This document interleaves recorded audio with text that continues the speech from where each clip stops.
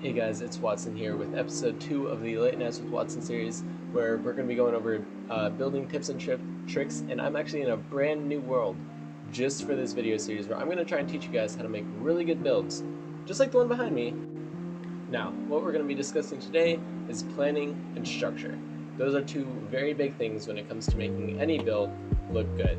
Deciding what you want on the build and deciding where you're going to put it, as well as deciding what shapes and where they're going to be on your build.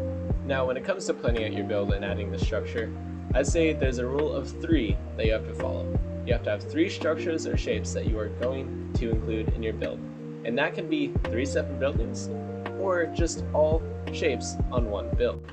Let's build something here, for instance. Right here, we have a very nice little mountainous area with a lot of ice around it. Now, when I think of mountains, and when I think of ice, I think of dwarves, mining, gold, and dragons. I don't know why, that's just what I personally think of. So here, I can build a little dwarven area. Now doing that is pretty easy. We just gotta add a crane, a little bit of a smelting area, and a little bit of an area to put our mine entrance at. Now the reason I added these 3 specific structures is because they all represented something that I had mentioned earlier. Dwarves, dragons, or gold. We got the crane to bring up the gold, we got the dragons hiding within the mines, and we got the dwarves using that smelter to make all their beautiful iron swords and armor. See a horse get struck by lightning? Looking back, that was incredibly violent. Now I'm gonna walk you guys through this process real quick. So first we have to decide on location. I chose across the house so that someday we can add a little bit of a city using all the building trips and tips I give you guys. Hopefully make it a little bit easier. So we're going to do a little bit of a village where the focal point is going to be in between. So as you can see here, we're deciding on the shape of our build. We have 2 structures so far. We have the stables and the house, and then I added a little bit of a tower in the back to try and balance the whole thing out. So we're going to tear that down now that we know at least the general shape that we want our house to be in. Now, I like using 1 block centers, so I count every 2 blocks. If you don't like 1 block centers, just count every block. It makes it a lot easier. But this makes a very easy way of guaranteeing me a 1 block center on the parts I want a 1 block center on. And as you can see there, I kind of spaced in between the where the main house is going to be and where the stables are going to be, just a little bit, so that we can have a 2 block center on our tower, which is what I want. Now here you can see we're going for the main house. We're just kind of deciding. I think we want it to be 1 longer. Yeah, let's make it 1 longer. And then it'll make it a lot easier in the long run, because then we're going to not only have a bigger interior to work with, but I also kind of wanted it to semi-line up with the house in front of it. That way we can have a nice street going through those where you're going to be drawn right in between. There's going to be no empty spaces. If you do a cookie cutter grid street design, there's going to be a lot of empty spaces where you can just look on and on. We want to kind of stagger our houses to prevent that. Anyway, those are a lot more advanced techniques. This is just the basic planning it out. So here I am just deciding on a shape. And the sizes of everything.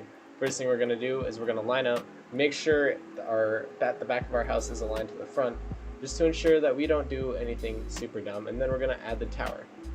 Tower is what we're building right now. We want to put it directly in between where our house is and the stable is, because that's where it's going to balance out the most. And like I said earlier, we want that 2 block center, so we're going to do a 6x6 square, and that's going to make a decent sized tower. So now we have our basic shape down, right? Now we have that basic shape. It's time to decide on height. Now as far as my heights went, I decided to go with 3 on the stable because I wanted to be the smallest part of it, and I decided to go with 5 for the main build. Now we're going to get rid of those little in-between counting blocks here in a second. Those are merely for planning out the shape and making sure you have enough room, especially when you need survival, to build what you want to build. I don't do all that much survival building, but now's the hard part, the tower. Until you know your roof height, building a properly sized tower is pretty hard to do. And I build these a lot, and I still struggle with it immensely, getting it down, because towers have to be very, very tall, otherwise it's going to be very awkward. So right here, what you're seeing me do is I'm trying to figure out what direction I want my roof to face, because that will help determine just how high I'm going to make my tower. Because if my tower is facing sideways like it is right now, the tower doesn't actually have to be as, it has to be a lot taller, because it won't be as prominent from the front. But if it's if I make my roof forward facing, like you'll see me do in a second, it can be a little smaller, just a little bit, because it'll be more prominent when you see it from the front than a sideways one, because you have nothing covering it up. Now, this pretty much covers the basic of getting the structure down. Really, the last thing you have to do is figure out the roofing. This is also normally where I figure out the roofing materials. We're going to talk about color palettes in a second, and in this video I just use deep slate because it's a very easily contrastable block. Time to talk color palettes. As you guys can see here, I did add the roof to the build, so I made it forward facing, and so now it is finally time for us to choose our color palette. And I decided to go with two colors, red and gray. Very contrasting, but I think it can look good. And as you guys can probably see, you can kind of tell where the build is going to go once you add that roof shape. Like I said though, those materials are not going to be staying. I'll show you guys a completed build in a new video where we're going to talk about detailing and walls. However, time to talk about the color palettes. What blocks are we going to be exactly using? Stone brick and stone, and then granite and brick. A lot of people don't like granite or brick, but the thing is, you can make them really good looking as long as you know how to use them right. And by making this main part of the house red, we're going to kind of draw attention to it and make it a really good focal point for the build. To show you an example of red being complemented by gray, I brought you here to the Kyvecraft server, and right behind me is Calypso's base. Calypso is a member who I think did a fantastic job in choosing their color palette. In fact, probably the best. She was able to complement the area as well as her build by using materials that both blended in and completely contrasted the surrounding area, and blocks that mix both of them up, like the note block, as well as the terracotta she's been using for the wall, and made good use of trapdoors and buttons. So this is just a good example of how good you can do with any color that you choose, really. Nobody likes you.